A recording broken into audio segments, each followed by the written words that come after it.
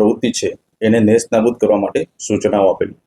એ સૂચના અન્વયે SOG crime બ્રાન્ચની ટીમ પીએસઆઈ દેસાઈ તથા પીઆઈ પીવી દેસાઈનાઓ પેટ્રોલિંગમાં હતા. એ દરમિયાન એસઓજી ક્રાઇમ બ્રાન્ચના પીએસઆઈ જેબી દેસાઈઓને બાતમી રાહે હકીકત મળેલી કે અજય મહેશભાઈ બધેલ જે ડ્રગ લઈને વેચાણ અર્થે નીકળનાર છે એવી ચોક્કસ બાતમી મળતા પંચો સાથે પોલીસે રેડ કરતા અલગ અલગ 5 પાર્સલો મળી આવેલા, જેનો જથ્થો નું વજન કરતા કુલ 1872 ગ્રામ જેટલું વજન હતું.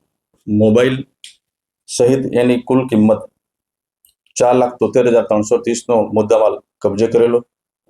સ્થળ પર FSL ચકાસણી કરાવેલી. તેમાં પ્રાથમિક અહેવાલમાં ચરસ હોવાનું જણાયેલું. આ તપાસમાં પ્રથમ અજયની ધરપકડ કરેલી. ત્યારબાદ આરોપીએ શૈલેષ નામનું ટૂંકું નામ જણાવેલું. તપાસ દરમિયાન શૈલેષની તપાસ કરતા આઈઓ VS જોશીનાઓ પોલીસ કોન્સ્ટેબલ શૈલેષ ચૌહાણ જે ટ્રાફિકમાં નોકરી કરે છે તેઓની પણ ધરપકડ કરેલી છે. હાલ આરોપી રિમાન્ડ હેઠળ છે અને આગળની તપાસ ચાલુ છે. સર, પોલીસ કર્મચારીએ જથ્થો ક્યાંથી લાવ્યો હતો, કેટલા સમય પહેલા વેચવા આપ્યો હતો અને એની નોકરી કેટલા સમયથી છે? મજકૂર પોલીસ કોન્સ્ટેબલ છેલ્લા 7 વર્ષથી ફરજ બજાવી રહ્યા છે અને ટ્રાફિકમાં છેલ્લા 2 વર્ષથી ફરજ બજાવે છે.